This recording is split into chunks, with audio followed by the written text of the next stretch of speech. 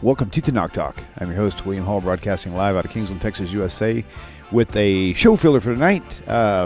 Silly title. I'll ask William if you have Bible questions.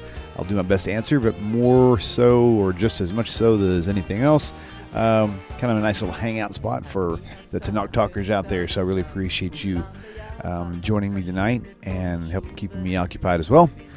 But we had usually don't have multiple cancellations like in the same week, but today we did. Fortunately, tomorrow night, Monday night, tonight's Monday night show at 7 p.m.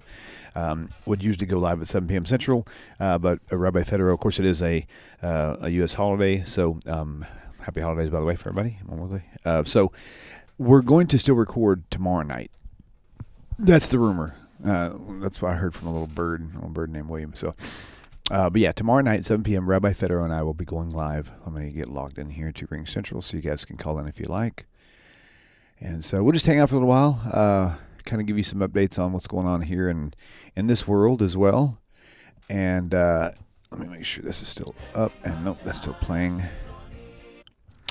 I was so Sunday at some point after I finished recording with Rabbi Federo, I basically took was just looking at all the different aspects of running the show, and there's so many things involved with it. I was like, wow, cool. I can't believe I actually learned how to do all that. So that's what happens when you get thrown in the water. You typically will either swim or you won't.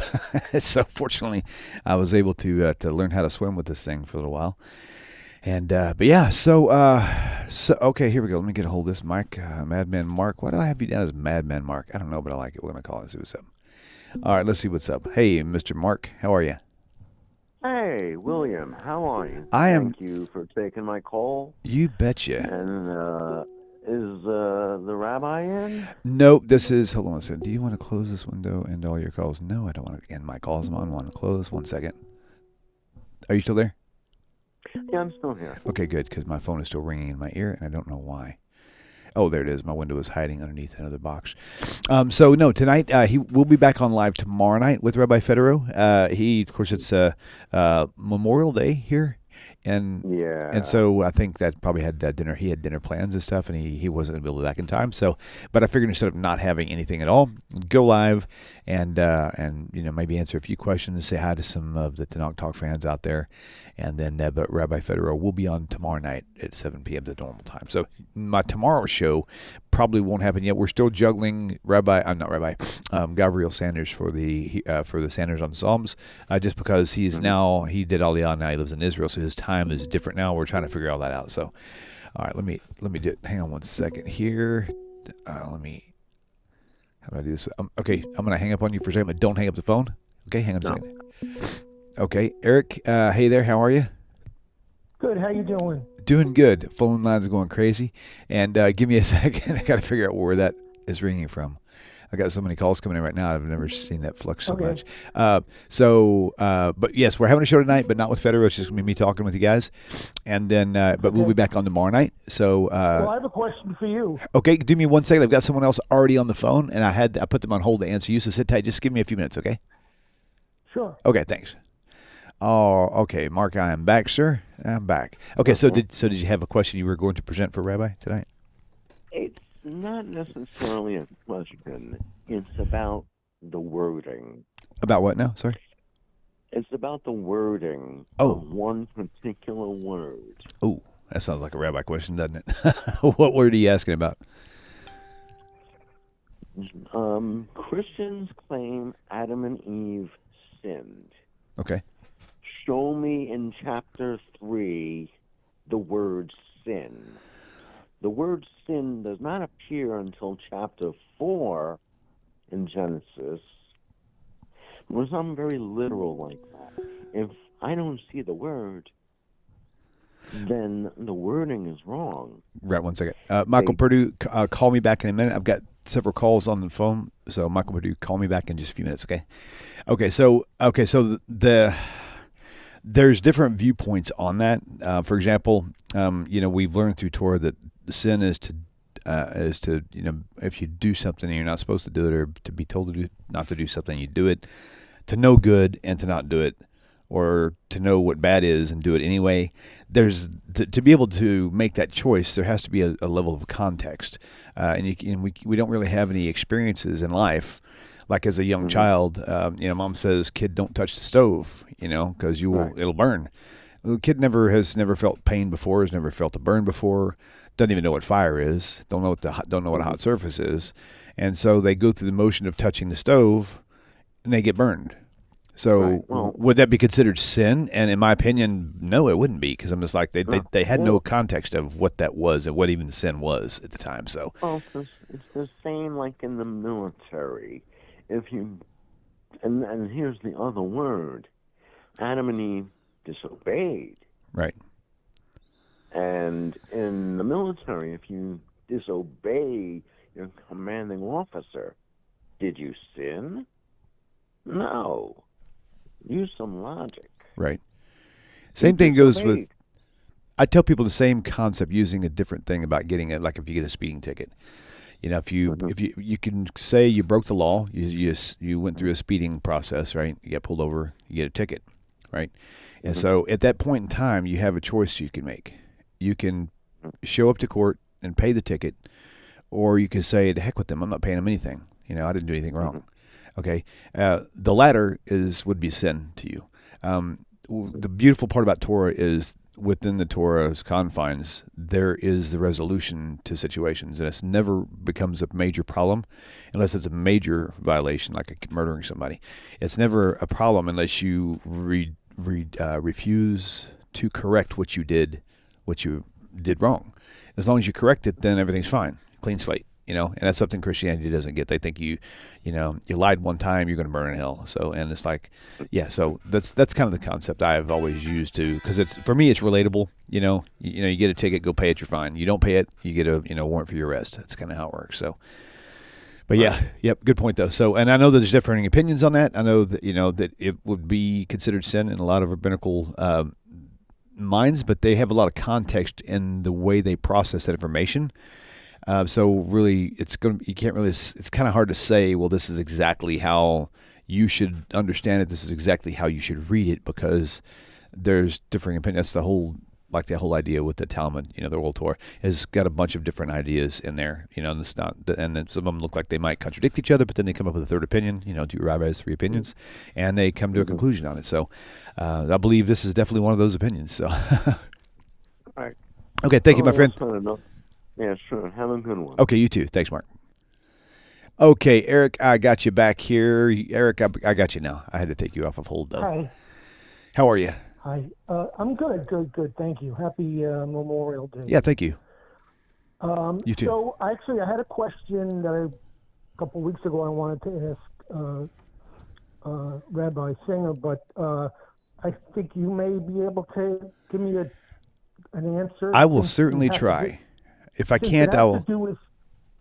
It has to do with what Christians not believe, but know in terms of like the history of the New Testament. Like, one of the things I learned from you guys in your show was, I had no idea when that the books of letters of Paul were written, decades, 20, 30, 40 years before the Gospels were written. Right. Is that something that I'm not going to say average Christian, because the average Christian probably does, but someone like, who's somewhat knowledgeable, are they aware of that? I would say, and from in my experience, I would say that the only people who would be aware of that are people who are obviously questioning the New Testament, so they're trying to dig deeper to find out more about it, or maybe people who have gone to seminary and who have been taught to learn the history of it. The ones who do know that I've talked to, it's really weird. It's like they don't care. It's like they believe in Jesus, and that's their faith. It's a blind faith, and you could tell them, whatever you want to prove to them, whatever you would like to prove to them, and that it won't really matter to them. Let me catch this other call. I'll continue talking about your answer, though, so just go ahead and hang up now, and you can tune in for a little bit more, okay? Caller, sit tight. I'll be right with you, okay?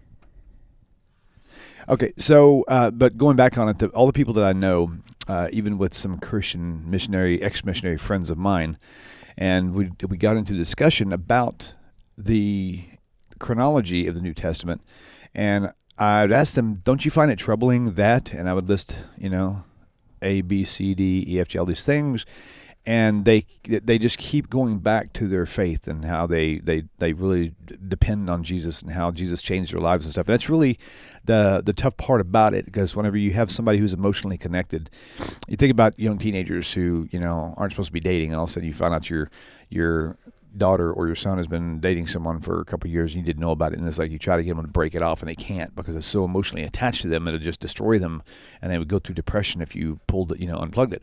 And so that's really a severe and a real thing in every scenario, including the whole point about the faith in Jesus. My wife and I, fortunately, we took the journey away from Christianity on two different paths. A lot of you have seen my testimony, but I'll be real brief on this, is that she started seeing changes in the way that I did things, because I was, at this time, I was actually a home group leader, because we kind of left all the church stuff we was in. And I had my own little group, Messianic group here at our home. And she noticed right away when I started making changes to the prayers and all this other stuff, removing, the name of Yeshua and stuff out of the prayers. And so after probably a month or so of doing this, she came up to me concerned, and I told her, don't worry about me. Let me just study the way I need to study, and I'll let you study the way you need to study. And just that's really important to me, and it was important to her too. So she said that's fine. And so she bought me a book because she didn't know what it was. There's a book by James Wood Jr. called Leaving Jesus, and that's a highly recommended read. It's the size of Rabbi Federer's Judaism and Christianity. It's about a book this size. But it's called Leaving Jesus by James Wood Jr. And she bought the book and sent it to me. It was like an e-book at the time. And she asked me, she said, "Would you read this for me?" Yeah, she said, "But if it has to do with what the title says," she goes, "I don't know. I don't want to know." And of course, so I go to work and I'm in construction, so I had an e-book. So I was listening to it on the way to also like an hour and a half drive, hour and a half back, and then through the day I was just doing a cleanup day. And so I listened to like the whole book before I even got home. So she came home and she asked me, "So did you get a chance to take a look at that book?" And I was like, "Yep." And long story short, that was a big trigger for her. We didn't talk about it. She said, "So what was the book about?" And I said, "So what's for dinner?" She said, "Don't tell me if it's what the title says." So I didn't. And so she knew right away. So for the next couple months, she was on her own studying journey and I was on my studying journey. And within about 6 months, I think, we ended up at the same point in our journey, which is really great. Baruch Hashem for that. So, but so many people out there are in denial of this whole thing, because it's like they really don't care if there's contradictions in the New Testament. They don't care that the prophecies don't line up, because their faith is so strong in this Jesus Yeshua figure. That's just all they care about. That's all that matters to them. And plus the fear factor of going to hell by rejecting Jesus is also a major motivation. So they've got a tough job on their hands, you know what I mean? So hopefully Hashem will begin to open their eyes. So caller, you're live on the air. Please tell me your name, where you're calling from. Yeah, this is Yaakov. I'm Yaakov from Orlando. Hello, Yaakov. Welcome. Yes. I don't know if you know, I know Isaiah 7:14 and Isaiah 9:6. Is that the same child? And if so, I know he gave him a prophecy like 65 years, which is 65 years. But I don't know if Ahaz lived that long. So did the prophecy happen while Ahaz was alive? It would have had to, because the sign was for him, which is another reason why it could not have been a messianic prophecy about Jesus or Yeshua, because Ahaz would not have been around to witness that. The sign was given to him and for him. So on that end of it, that would have to be the case. Don't hang up. I'm going to catch this call and toggle back to you, Han. Hey, Michael, sit tight, okay? Okay. Okay, let me get back to this other guy. Here we go. Okay, I'm back. Okay, so Yeah. I'm hoping that was a short, brief answer that might be accurate. Yeah. You said both of them was. I know it's not about class, but you said both of them was about. I think Toby said Hezekiah. I apologize. I didn't catch the fullness of your question. You're asking about the two that there's two. That may be a question for Rabbi Singer. Yeah. Unfortunately for me, most of my questions and research has to go with the Christianity side of things and how to answer those questions, and a lot of those deeper points about genealogies between others that don't really deal with that. I'm not really too familiar with. So, but hopefully that brief answer was helpful a little bit. Okay. Well, thank you. You're very welcome. Thank you for your call. And you said your name was Yaakov? Yeah, Yaakov. Yaakov, very good. Okay, I'm going to write your number down just so I've got it in here, okay? Thank you for calling in. Okay. Okay, bye-bye. Okay.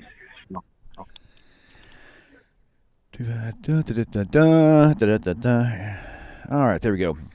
That's what I usually do. What you hear me doing now, talking to the callers, except without me answering the questions. I usually just take their questions and write down their phone numbers and stuff, and it's like constant writing. I've got lists and lists of phone numbers and names and information, so it's really cool. This is also how I know usually when a new caller comes in, like on our Sunday shows with Rabbi Singer, anytime I get a new phone number that's not been stored in the system, I'll take that call first as a priority, because if I just keep answering phone calls from the people who've already called in, it's really not fair to the new callers who call in. So if you call in and I say there's currently 2 callers, and then you call and you do call in and it's 6 calls later before you finally get answered, I wasn't inaccurate in telling you there was 2 callers. It's just that new callers take priority to the system. So that's how that worked. Okay, so Michael, how are you, brother? Oh, I got to click the hold button. Okay, Michael, I am back. How you doing? I'm doing okay. How are you doing tonight? I'm awake. Where my puppy's giving me a hard time. You said your coffee is giving you a hard time? my puppy. Oh, your puppy. Yeah. That's funny. Dump in the water. I have a question. I think it's a great question, at least in my mind. When the Messiah comes and peace is in the world and the dead resurrected, does that mean nobody's going to die and are people going to procreate and there's going to be a huge population explosion? How is the world going to deal with that many people? I mean, it's so confusing to me. I may be overthinking it. You know what? You may not be. You may be. You may not be. The only thing that comes to my mind, I just had a picture in my head about how China, it's like China's population is massive, and their population goes up, where ours is mostly one level. Not in New York, of course, but majority of the world is like 1-story houses and stuff. I mean, there's many ways that could be resolved, but actually that's not my area of expertise at all. But I have pondered that, and we have actually done a couple shows on that with Rabbi Singer. So if you ever want to find anything on my channel, just go to YouTube and just type in TaNaCh Talk the way it's spelled, and then whatever topic or question you have in mind. And if we've done a show on it, it'll pull up, and you just have to look through the shows that pop up and populate, and you certainly find something on there from that. I do remember having this in discussion with him before. But yeah, okay. So anyway, sorry it wasn't quite the answer you were looking for, probably, or at least an answer at all. So. It's the best I can get. That's all right. All right, my friend. I appreciate it. Hey, you betcha. All right, you betcha. take care of yourself. Hey, you too. Thank you for calling in. All right, good deal. Cool. All right, phone line's open. My answers are going to be quick and short. I tend to have to do that because of getting so many calls during the week and stuff. So, yeah. So, where were we at before we started getting the calls? Let's see. Hi, everybody. By the way, hey, Andrea, Christo. Good to see you guys out there. All right, let's see who else is out here. James Higgins. I hope I said that right. Yeah, that caller was very. They were all very kind, actually. Wonderful own. Man, Bear, Pig. Some of y'all's YouTube handles are cracking me up. Some of them's kind of cool. Even this guy here, I don't know why the first caller I had him. Oh, I know why, because I think that was his YouTube handle, Madman Mark, on the YouTube channel. That's funny. All right, so AB, hello. Narcissist Injury Giver. Okay, then. Daffy Duck, hello. Arthur, Michael Arlen. I'm scrolling up now to see who else here. And the phone line's open, so you got to call in. If you do put a question in chat, I could probably see it or check it there. So I know there's quite a few of you here tonight. Daniel Prince, Sean Watson, Ernest Rosenthal, Epps Fan. Okay, so going back, so an update on the studio. A lot of you guys are aware that that back in. Oh wait, let me check this here. There's a caller first. Here we go. Caller, you're live on the air. Please tell me your name and where you're calling from. Hi, my name's Eric. I'm calling from Florida. Eric from Florida, welcome. Yeah, I have a question regarding Genesis 49:10. Okay. it says that basically the scepter will not leave Judah and the lawgiver underneath his feet. Okay. And I've been I watched the coronation of King Charles, and I see that his heraldry symbols are all the same heraldry symbols that were established during the times of Exodus when the Jews were with Moses. And I've been reading books and seeing that these same symbols that were identifying the same tribes are on the Great Seal of the United States. That was reported in our news by Glenn Beck. And Britain has your Jewish symbols all over it. Eric, pause 1 second. Let me answer this and I'll go right back to you. Otherwise, I'll lose the call. Hang on. Don't go anywhere. Easton, sit tight. I'll be back with you, okay? Okay. Okay, don't hang up. Okay, I'm back. Sorry about that. Don't want to lose that call. My question is, if Genesis 49:10 is true, then the people running the world would be the Jews hiding behind the nations. And if it's not true, then this is a false prophecy, and Judaism collapses, taking Christianity and Islam with it. Well, there is I'm going to look it up. There is a mentioning, whether it's a prophecy but it's in the prophets, that it says that that Israel will go for a time and half a time without a ruler. So I wouldn't call it a false. It says it will not depart from him, and the lawgiver will not leave his feet. Right. The government. Also, I looked at Genesis 28, the stone of Jacob. And that same stone was right underneath the coronation chair of King Charles, just like it was for all the other kings for thousands of years before him. Huh, interesting. So how is it, this could be, this is what scares me. I was a Christian for many years, and I came out of Christianity because all the lies. Well, I'm sitting here reading the Jewish Bible from a skeptical point of view, and I'm sitting there saying, wait a minute, if this God put these people in charge and what they did to their own people and the rest of humanity, then that God's evil. Right. Because how do you have it another way? Right. And also, I'm looking at Genesis, and it talks about Abraham being the father of nations. Last time, I'm reading this guy. He doesn't seem like a very good guy, and his friend Lot was definitely not father of the year. I mean, why should? What's going on here? So what is your overall question, like a blanket question for me that I can focus in on? 49:10, Genesis 49:10. Okay. Is this true or is it false?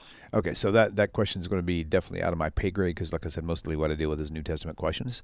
What you can do if you want to call back in and talk to Rabbi Singer or Federo, you can ask Rabbi Federo tomorrow night. I believe we're back on a call-in show now. We finished his book, so we'll be back into doing questions like calling questions like I am tonight. If you're interested, that'd be fine. Oh yeah, I'll do that. But okay. If you get a chance, look up the heraldry symbols that were established during the time of Moses for the 13 tribes, and then look at our Great Flat Seal of the United States. Look at Great Britain. I mean, these Jews, these tribes, they're not lost. They're hiding in plain sight. Well, there's also the possibility that people are taking symbols that have already existed and adopting them. One thing I've learned about studying the occult, when it comes to the occult, symbols tell the truth. I mean, you can look right at our I would agree. But then I don't agree because the Star of David, for example, there's that's not Jewish at all. Actually, that star is not Jewish at all. Okay, so that's kind of my point is that it actually is, but just because someone else adopted it and wanted to use it doesn't mean that it contaminates its original purpose. You know what I mean? And so this goes the case. I mean, just for example, in witchcraft, they will use the cross that Christians use, but that doesn't mean the cross based on their religion. That doesn't mean the cross is evil. That means that somebody took their symbol and used it for evil good, right? And so just because the symbols are visible doesn't mean anything. It just means that those symbols are indeed true symbols and they belong to somebody, but they don't really prove their origin.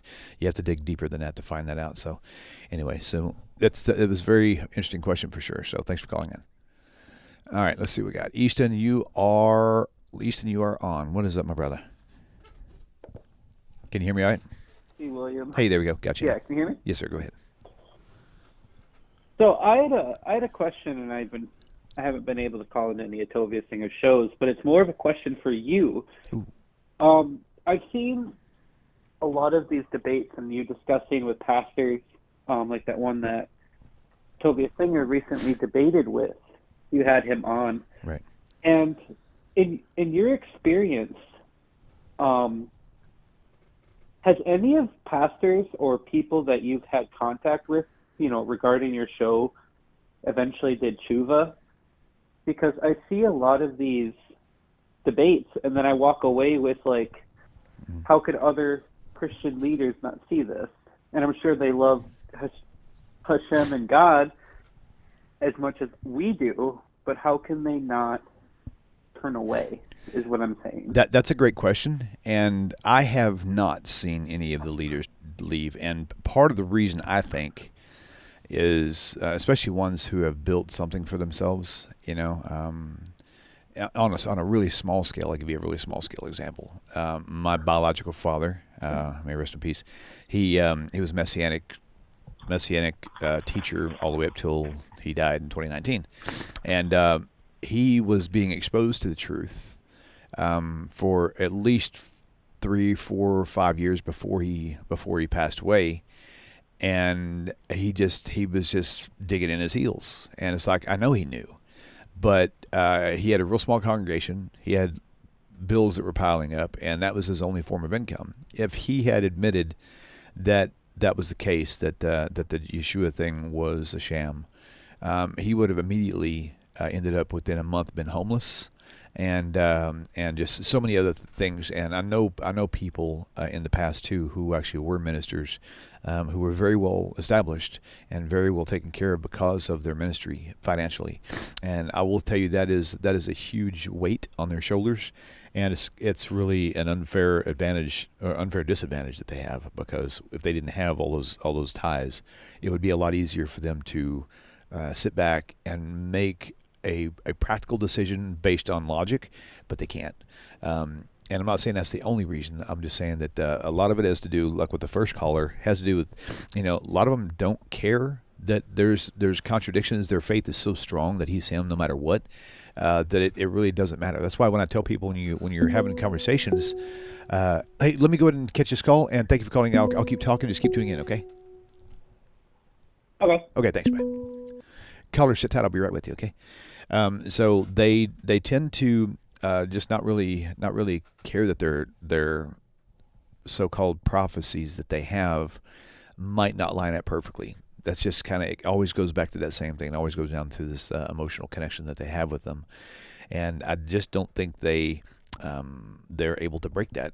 Plus the fact that they are ministers and their time is diluted between trying to come up with really good sermons for the weekends, and also running their congregation. So they really don't have a fair amount of time to sit down and meditate on this deep enough to where they can make a life decision like that. And so put all those things together, and it's just a bad recipe for someone to be able to use good sound logic. So that's kind of that. Caller, welcome to the show. Tell me your name, where you're calling from, please. Hey, can you hear me? I can hear you. Yes, sir. Go ahead. Yeah, so I have a question for you specifically as well.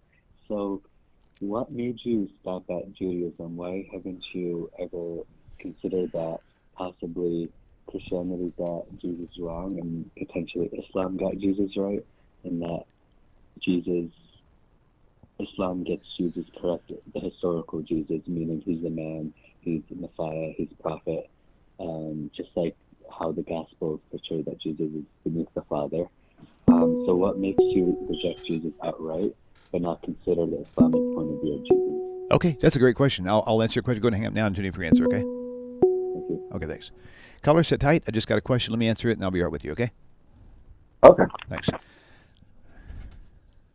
Okay, so what made me stop at Judaism? Have I considered other religions as well? And the honesty of that is, as I have been exposed to other religions, I never dug deep in them. But for me, I was satisfied with not leaving what the Christians call the Bible altogether. A lot of Christians I think it's a mistake, where they will leave, and I think Bart Ehrman did this, for example. He's a brilliant scholar, found all the problems in the New Testament, started developing on it, and just said, well, the Bible must not be any good. And so, I'm sure by now he has considered the TaNaCh, what's called the Old Testament. But in general, I have had enough. I've had enough faith moments, if you will, not really faith moments, but what I would call borderline miracle events, timing, and things that's happened. That I do believe with all my heart that that Hashem is real, God is real. I've never turned to Islam or to Hindu or Buddha or nothing like that. And so in my studies, the only problems I ran into was with the actual New Testament. I never really had a problem with the Old Testament. A friend of mine asked me one time, he goes, well, if you're so concerned about all the contradictions in the New Testament, what about all the contradictions in the Old Testament? And my answer is very simple. The New Testament teachers claim that the New Testament is inerrant, is the inerrant Word of God. There's no flaws. And so when you find that there are flaws in what is supposed to be flawless, it makes you kind of question it. Are there contradictions in the TaNaCh? Yes, there are. But the point about TaNaCh is the claim is not made about that. The claim is made about the New Testament. In TaNaCh in general, the first 5 books of Moses, okay, the Torah, those are word for word exactly like they were supposed to be. Flawless. After that, you've got the writings and the prophets. Let me turn the thing down here. Sorry about that. I thought I turned it on mute, but I did not. So you have the TaNaCh, which is the Torah, the Nevi'im and Ketuvim, the laws and the writings.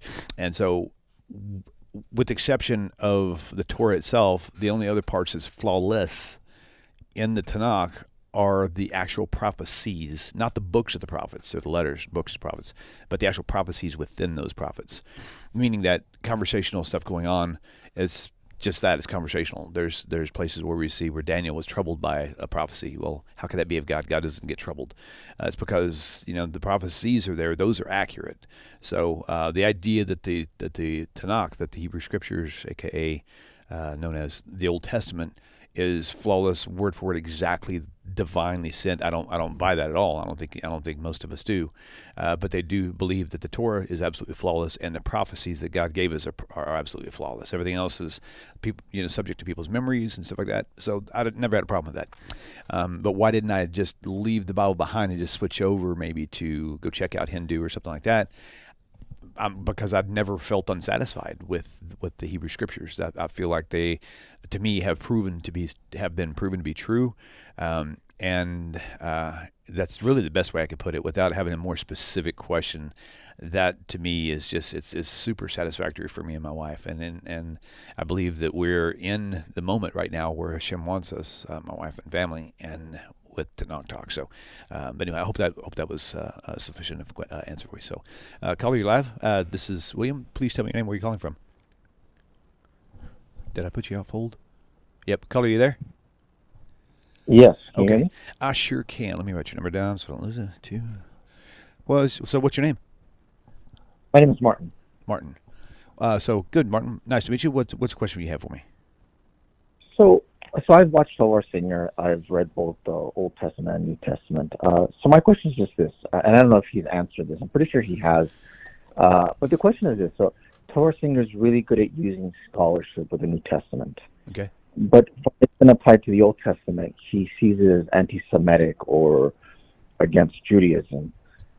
My thing is, like, if you can criticize the Old Testament, the New Testament, you should be able to criticize the Old Testament as well as Islam. It's like, if you have a biased truth, then you should be able to judge everything equally. Mm-hmm.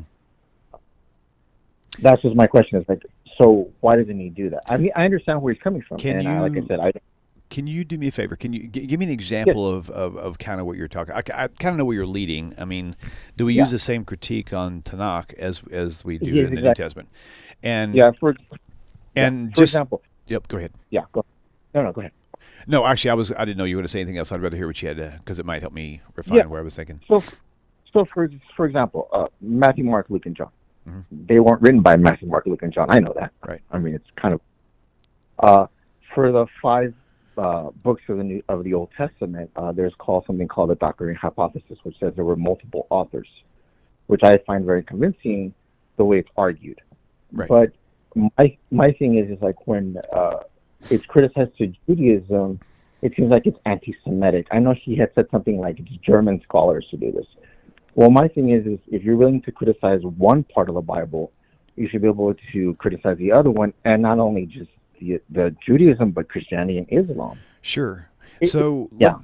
because if you have more of a question to add to that, let me hit this first because I'll kind of forget my train of thought. If you can kind of remember what you're hanging on to next. So, the main thing to keep in mind is the Hebrew Scriptures doesn't need a New Testament. In fact, it shouldn't have a New Testament, not yet, anyway. Actually, don't hang up. Let me answer this call and put them on hold. I'll be right back. Okay. So just Okay. one second. Caller, if you don't mind, sit tight. I'll be back with you here in just a second. Okay. Okay. Okay, thanks. Okay, so the TaNaCh doesn't need the New Testament. In fact, it doesn't belong together, right? The reason why it's just like people who read Jesus in the Old Testament, they're pretty stupid to do that because that doesn't work that way. Right. It doesn't. Right. I mean, the way I see it is that you could read the New Testament through an Old Testament lens. In some sense, you can. Right. Talking about, for example, that's how the Messianics came out. Is they did that exactly. Yeah, but even then, that's kind of if you put Jesus as being the Messiah, which you could in a way, but not in a way because he doesn't fulfill the prophecies of what's known in the Old Testament. It's just like I said, it's just the criticism is like if I'm willing to criticize one part, I can criticize the other, and I don't think we should be biased to say we can't. That's it. Right. That's just it. So here's the thing. So there's never been a problem, though. So with the New Testament, it is a problem that Matthew, Mark, Luke, and John aren't the authers, right? But in the TaNaCh, it's not problematic, though. The only thing that would make it problematic is if for some reason it was if it was proven that because there's varying opinions on who the author of, like there's also opinions that Moses was the only author of the entire Torah, but then there's also thoughts on it that he was prophecy of all of it except for the tail end of Deuteronomy, and Joshua finished the book. So, but the thing is, those differing opinions don't make it detrimental to the faith of Judaism, though, and it doesn't have a negative impact on the faith of Judaism. You know, one thing I could say is. For sure, and we can all agree on this, the ones who are aware of this, you can find a Torah scroll anywhere on the planet. And if it's in a Torah scroll form, if it's a kosher Torah scroll, it's got 13,597 letters in it. That may not be accurate, but that's the point. Yeah, if that was the right number, every Torah scroll on the planet has been the same for centuries. It's like God had the power to preserve that, and he did. For me, that's where the power is at. He preserved his word, and it's still preserved today. And again, just because there might be differing authors, it's not detrimental to the faith of Judaism like it would be for Christianity. So to go back with you again, to answer your question, I just answered sort of answered part of your question in my last caller about, we say, well, the New Testament has a claim that it's inerrant. It's like there's no flaws in the New Testament. Oh, no, right? I don't believe that. And right. But I mean, Christianity teaches that basically, right? And then we point out that there are inconsistencies and complete false stories, complete made up stories that don't match at all, right? And they say, well, there's flaws, there's contradictions in the Old Testament too. I'm like, yeah, there are, but we never claimed that every word of the Old Testament was God breathed, though. So that's it. So again, you can't really use the same logic, but you can analyze them using the same concepts, but it just doesn't it doesn't weigh out the same. You know what I mean? It doesn't have that same impact. That's kind of what I mean. Yeah, and like I said, I don't believe the New Testament's God breathed. I mean, come on. Gotcha. Be honest about it. Yeah, that's true. Very good. And it's like, as soon as they were joking, Judaism, if three Jews read a scripture, you get four answers. Well, two Jews, three opinions. You know what that means, though? Exactly. You know what the actual meaning of that? There's not just one way to read a scripture, too. Well, the essence of that is that, and see, I used to think it was funny because when I was a Christian, and they were very anti-Semitic, at least all the churches I've ever been to, where they say we love Israel, but that doesn't mean they're not anti-Semites. They love the land, they don't love the people. But they would say, see, the Jews can't even agree on one thing. What they're missing is, one rabbi will come up with one opinion, and another one will come up with a different opinion, and together they will work it out to find out what that third opinion is that embraces that together come in unity. And they don't get that anyway, so that's nice to see that. So, okay, my friend, thank you so much for your call, and I hope you have a great evening. Thank you. You bet. You too. Bye-bye. All right, bye-bye. Okay, caller, you are back. Well, I keep hitting the hold button. There you go. Okay, caller, I am back. If you would, please tell me your name and where you're calling from. I'm Sarah from Germany. Oh, yeah, you called in Sunday show with Singer. Yes, exactly. Very good, very good. How are you? I'm very good, fine, thank you. Good. What can I do for you today?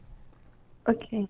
So, I sometimes talk with another friend about the contradictions in the New Testament, and he's countering that with, in the Old Testament, like in the Torah, there are also contradictions. For example, the creation story is told 2 times, and in both times it's a little bit different, the order. One time I think it's men and women first and then the animals, and in the other story it's man first, then animals, and then the woman. And he's saying the Old Testament has also a lot of contradictions, and so it doesn't matter that the New Testament also has them. So what should I tell him? This is in great. such case? In fact, if you just started tuning in, you'll want to go back when we're done and watch this from the beginning. Apparently that may be the new title for the show, because we've been talking about the same topical contradictions from the New Testament, Old Testament, stuff like that. This is like the third caller that's brought this up. This is a great trouble for sure for many. Okay, so in Genesis, the way that I think it's best understood is when it's talking about the creation story. Have you ever looked at your cell phone and put it on in here we use Google Maps to get places, right? And so you type in an address and it pulls up and it zooms into where this location is. And you look at this and I'm like, well, that area doesn't look familiar. So then you go back and you zoom out as far as you can to see where, that's south of Smyrna but north of Louisville. And then you finally get an idea of where it's at, right? So the way I describe the 2 accounts in Genesis is that one of them is a really zoomed out view. And it's like they tell the story in overview, and then they come back in, they zoom in, and then they really start picking out these extra details that was left out of the first one. So they're not contradictions, they're missing information in the first account. Secondly, the contradictions, and I mentioned this to the other caller, there's a problem with the New Testament having contradictions because they believe it doesn't have any. And then when they find out that it has contradictions, then they have to go into damage control and try to figure out a way to justify why those contradictions are there. The TaNaCh, the Hebrew Scriptures, there is no claim about the Hebrew Scriptures that says it's flawless. So there's really no need to even defend that. It's the New Testament that claims that it's flawless. So in short, there's your answer. But to explain that further, the Torah, the first 5 books, is flawless. It's perfect. It's word for word exactly like it was intended. And then the prophecies hidden within the prophets themselves are also word for word exactly like they're supposed to be. Everything else is subject to human error, plain and simple. Okay. Does that make sense? Yes, it does. Thank you. You're very welcome. Thank you for your call. All right. Thank you. Okay, cool. All right, phone line's open again. Let's see where we're at now. Let me clear the screen. Those lower thirds are cute, but they get in the way. So, all right, where are we at now? Wow, time flies. Oh, my gosh. It's 45 minutes already. It feels like I've only been on there for like 10 or 15 minutes. So, okay, good deal. So if you guys have any more questions, definitely call in. Update, people are asking me, how's it going since I got fired from my job? And it's going, we're stabilized for sure. So Baruch Hashem for that. Between doing TaNaCh Talk and all the shows through the week, I think I have right now 5 shows, between 5 and 7 shows a week, depending. And we just added the Spanish version of, in fact, I don't know if you guys knew about this because I don't know if I told anybody this yet, but we did add a new show. It aired for the first time. It premiered Sunday night. It was a Spanish. Basically, I've got a friend of mine, Aruz Sanchez, who his father is a good friend of Rabbi Singer. We started a new show where he is going through Rabbi Singer's books, basically chapter by chapter, paraphrasing it, not reading it, paraphrasing the book to give people to basically creating a show series like we just finished up with Rabbi Federo on his book, going over chapter by chapter, just kind of pushing the information out there. But it's going to be in Spanish, and we're going to be starting another show soon with the same gentleman. So we'll have Sunday morning Rabbi Singer. We'll do the hour-and-a-half show, and then Sunday night. I think Sunday night anyway. We're going to have Aruz Sanchez is going to basically repeat Rabbi Singer's question answer. Like we'll play the clip with the question. He'll translate it in Spanish, and then he will quote word for word what Rabbi is saying in verbally. Just word for word. So it'll be for the Spanish speaking community. It's going to be a huge blessing, and it'll be for sure a blessing for everybody, because a lot of us have people and family and friends of different nations, stuff like that. So okay, so going back to I brought that up because there's new shows coming on. Between your support and also I do stuff on the side on the weekends. Between both of them combined, we are staying above water. We're keeping our heads above water, and our bills are staying paid. So Baruch Hashem for that. Now, ultimate goal, of course, is for me to not have to have those outside jobs eventually, but that's going to take time, and I get that. So, but I want to say thank you very much to all you people out there who have been continuing to donate and generate and help us to supplement the income that we abandoned by getting fired from this job I had for the other company. So, but you guys are amazing, and no calls are coming in yet. So maybe because I didn't put the phone line. Let me put that back up here. I just realized I didn't put the phone line up on the screen, so now you have it. Yeah. So cool. All right, let's see whatever else we got here. So Sunday morning, some of you may not even know the shows we have. So Sunday morning, the usual program shows is Sunday morning's Rabbi Singer.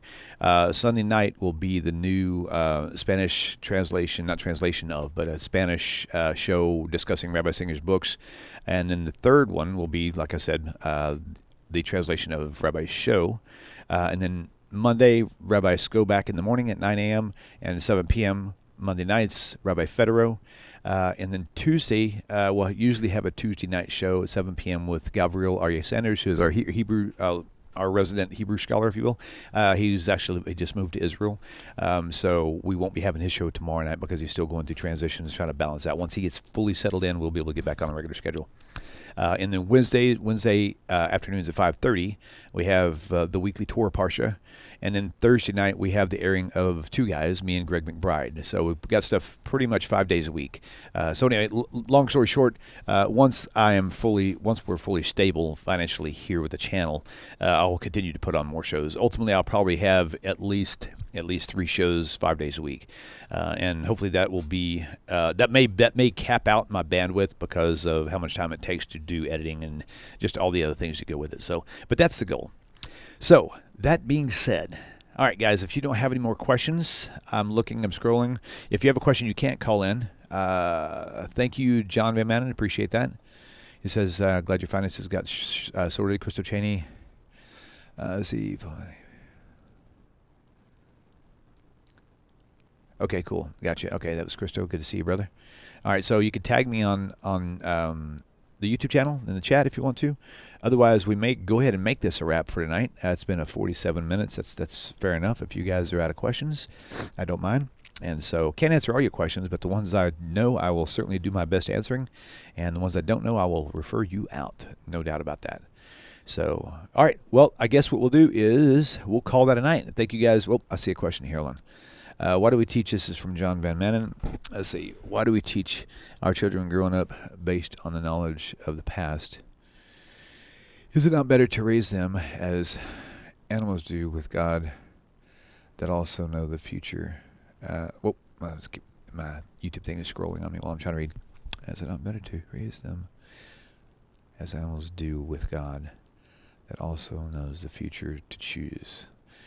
Okay, I'm not sure I understand your question, John Van Manen. Could you repackage that for me, if you don't mind? I'm looking at it again. But you did bring up a point. So somebody asked me one time, because they know we homeschool our children, and they want to know why we use a Christian, it's not really, it's Mennonite, still Christian-based curriculum. And my number one reason is, there's two reasons. Number one, we can't afford Jewish curriculum, for one thing. It's just this, we just don't have the kind of money. But secondly, I am a counter-missionary. And my kids are I want them to be equipped with counter-missionary tools. And the best way to do it is all the fantastic claims that they are learning through school. My wife teaches them all the classes. So my wife is such a diligent school teacher. They're 18, 19 years old now. Now, they haven't graduated yet because you don't have to be on time. And my wife is one who wants to make sure they read it and they get it and they understand it before she moves them on. And so it takes them a little bit longer. And she will go through, and when they have their Bible curriculum and they see stuff that's tainted with Christianity, she will if she doesn't know how to answer it, she'll come and ask me, and then I'll teach the kids will say, well, this says XYZ. Well, why does it say that if this is not true? And I can take that time and educate them. So now they're getting a dose of Christianity, and then they get the correct answer to counter that. Their whole entire curriculum is like that. And so they're continuously getting fed Torah and the truth and tools on how to counter what's not truth. And so that's kind of that. So looking back at your question, John Van Manen, can I see that? Very welcome, Wally. See you later, Daffy. Sean Watson, good to see you. So, but anyway, yes, I don't really know how to answer your questions you were asking there. So anyway, I hope you guys have a great night. I guess we'll go ahead and let this thing settle in. Y'all are awesome. Appreciate you tuning in, even though Rabbi Federer was not here tonight. But really, really appreciate y'all's support. So y'all have a wonderful evening. And Shavua Tov, everybody. Take care. Bye-bye. Shalom, my dear friends. Hope this message finds you well. If you like the way this channel is going, and the channel has been a blessing to you, please consider supporting the channel by going to the website, TaNaChTalk.com, TaNaChTalk.com. Thank you once again for your time and for supporting TaNaCh Talk. Shalom.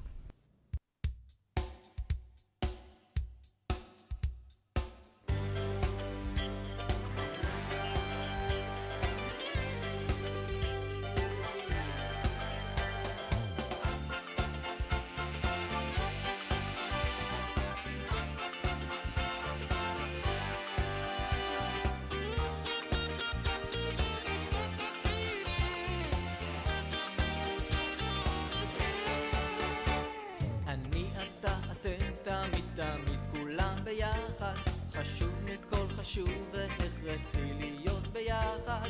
איפוק זו העוצמה, ויתור זו הגדולה, השאיפה